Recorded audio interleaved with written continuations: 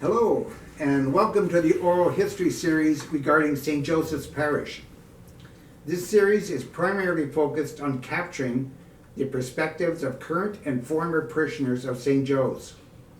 Today, I am pleased to welcome Eleanor Rabnett, who will be sharing her perspectives and experiences about St. Joseph's Parish in Ottawa.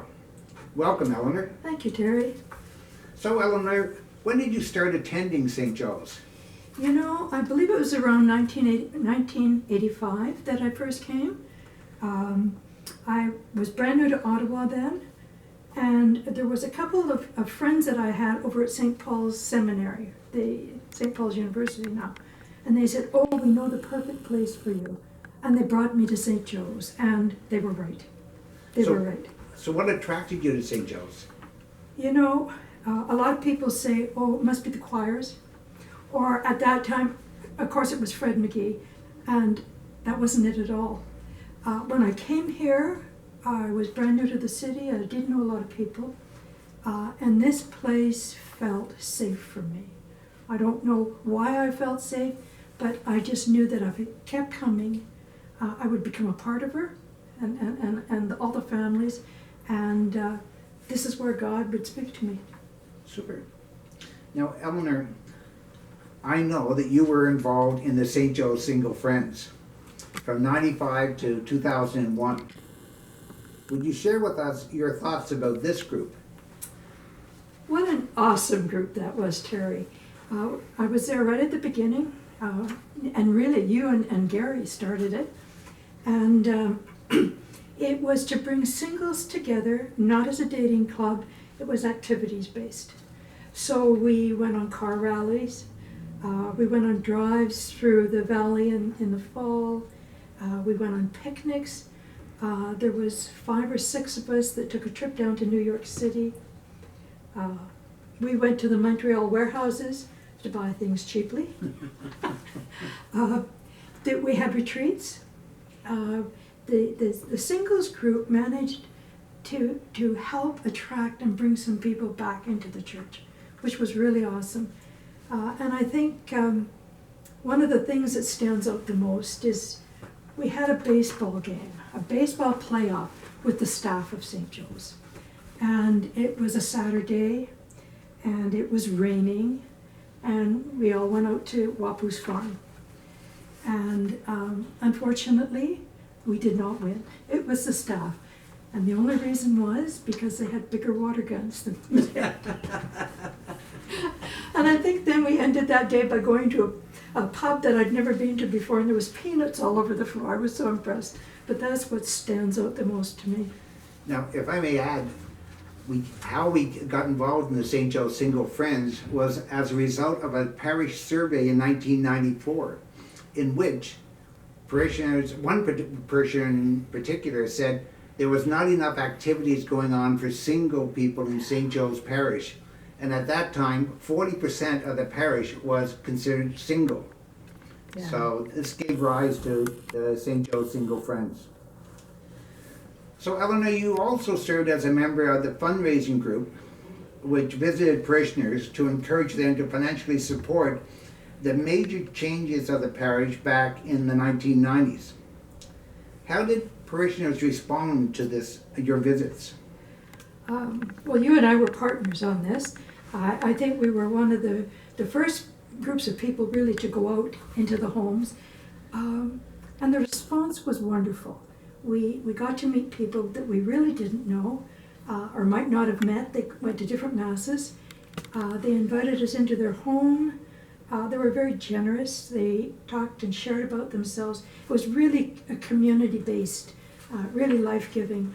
I think I always remember the first person that we went to meet was Ida O'Connell. And that created, at least for me, an ongoing wonderful friendship. She would stay in the offices and count the collections on Sunday. And then it got so, after Mass, I'd go meet her there, and we'd go out for brunch. And, eventually she got sick and she died, but it was a really beautiful experience.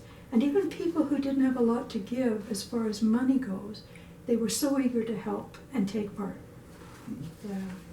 And I should also mention that Maureen McIntyre was the woman who was in charge of the fundraising teams. Yes. And at our closing meeting, we had raised $670,000. And to thank Maureen, we bought her 67 roses. Ultimately, we raised $710,000 through the fundraising effort. Now, you've been active in various ministries in St. Joe's. Would you share with us what led you to become involved and how you've grown since that time? Actually, I think the first person to approach me to take part was Conrad Rock. And he said, I need help setting up for the Eucharistic ministers at all the Masses. And at the time, we still had the Oblates living upstairs here. And so we would meet and we would have breakfast down in their kitchen, which is where the Women's Center is now. And we would set up between all the Masses and do what was ever necessary. As I met more people, I naturally felt drawn to taking part, just to sort of check them out. So there was a lot of big ministries and a lot of small ministries, and some of them were really well known and very noticeable, and others weren't. It was more hidden. And I probably tried just about everyone that they had to offer. You know, I've only met a couple of times with some of them.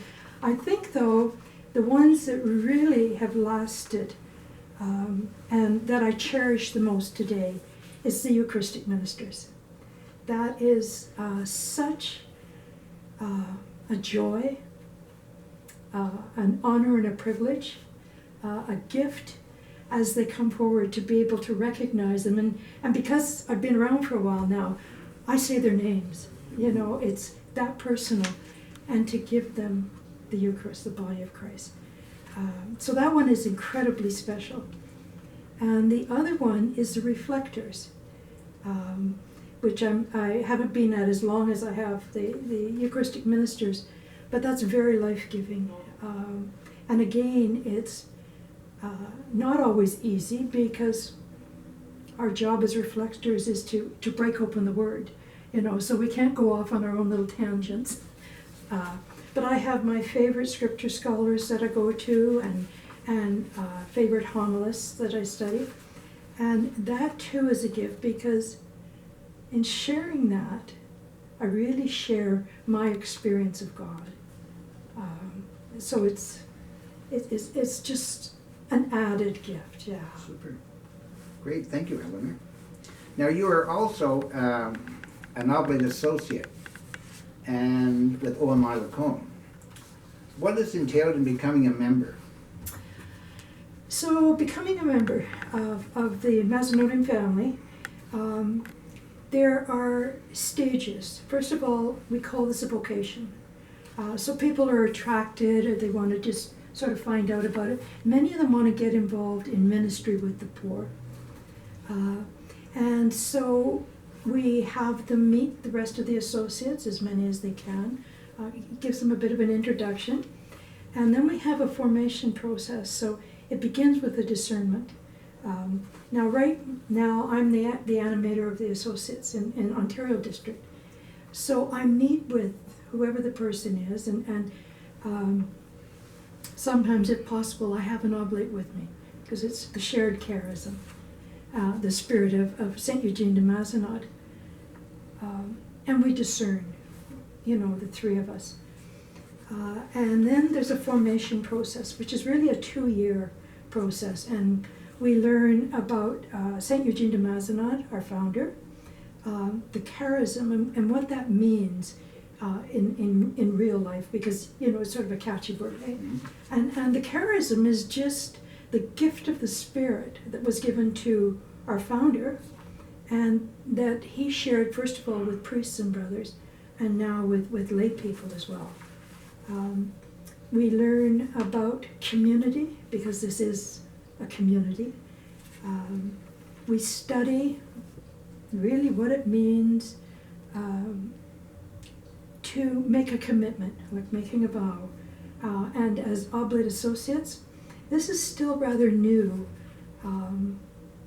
relatively new within the church for us, for this congregation. So we make a commitment for a year. We do that for 3 years, and then we make one for 3 years.